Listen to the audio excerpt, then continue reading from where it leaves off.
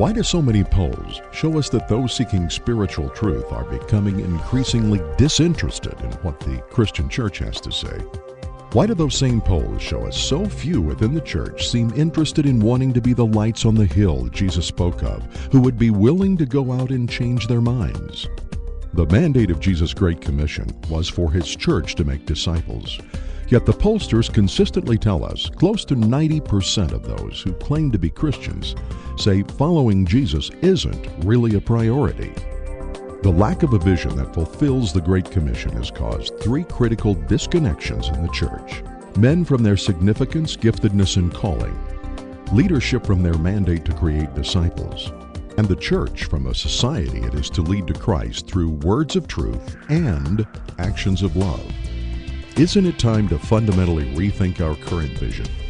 Isn't it time to take out a clean sheet of paper, cast aside our preconceptions, and forge a bold new strategy grounded in what we witness in Jesus' life, a vision that made men run?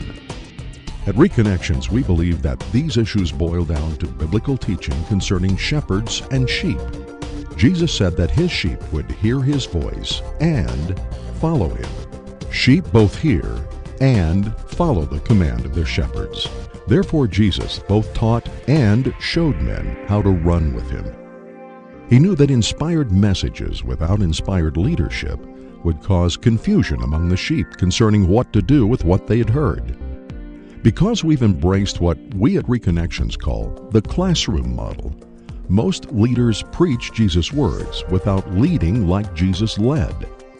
Classroom Christianity now dominates the landscape of the church in America, and here's how it affects every member in the flock. When our future leaders go to seminary, they learn to follow what their ears hear and their eyes see from the professors who are their shepherds. As good sheep, they hear much about making disciples and loving God and others, but what example do they see? They now become shepherds and plant churches where the same gathering teaching model is established that they experienced in seminary. They find and train small group leaders who, as good sheep themselves, hear much of the same teaching. But what example do they see? These leaders then become shepherds and, as good sheep, form small groups with a gathering teaching focus. Finally, the pastor and small group leaders provide the model for the flock, who as good sheep hear much of the teaching about becoming disciples who love God and others, but witness a wholly different example. The classroom model trickles down through the flock and results in far too many men in the church thinking Christianity is primarily an academic exercise with no practical experience required, about spectating and not running.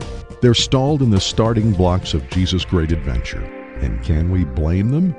They're just good sheep doing their part in a flawed system. Don't believe it? Ask yourself, why is the impact and involvement in our gathering places so disconnected from our impact and involvement outside of them? Why is the message of our sermons and preaching so disconnected from the lifestyles of 90% of those who hear it? Why are the numbers of our activities regularly held within our sanctuaries, meetings, practices, meals, and studies so disconnected from the numbers of activities our flocks engage in outside of them? Why are financial expenditures made on our sanctuaries so disconnected from the expenditures made on behalf of the poor in our neighborhoods who must look to the government for help? The answer is simple when you understand the biblical concepts of shepherd and sheep. Sheep follow their shepherd's lead, and their gathering places are where they now find them. Without the challenge following Jesus the person presents, men have difficulty translating the words Jesus spoke into lifestyle. Far too many eventually become bored and they disconnect. We're not making disciples run with our vision, and it's because it's not based on Jesus' example. The preaching and desire of our shepherds is sincere, and they no doubt want to see their sheep mature. But the classroom model we've embraced severely restricts their desires from becoming a tangible reality.